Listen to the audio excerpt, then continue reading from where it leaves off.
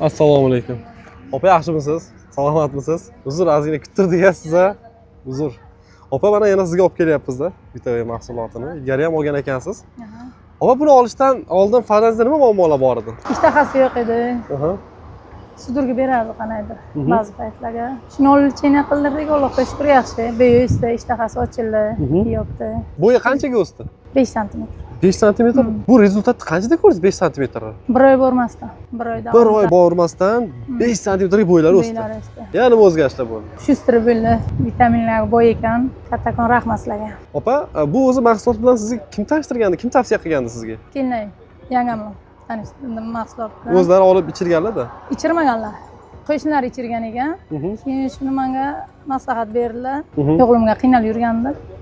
Doktorga yugurtirib yurgandim. Shu mahsulot tavsiya qildilar. Har bir zakaz bering qanday. Bir kunga 10 lik Xudoga shukr. Shanba kechqurun zakaz berdik, yakshanba namozga 10 lik qo'yamiz. Opa, buni mana natija olibsiz. Shunaqa natija olibsiz mana. Shunaqa farzandida muammosi bor insonlarga, farzandiga, shunaqa farzandida muammosi bor bo'lgan odamlarga biz mahsulotni nima deb tavsiya qilgan bo'lardingiz? Tavsiya qilardim, ko'pchilikka aytaman, lekin o'g'linglar o'zgarish bor. Men natijasini ko'rdim.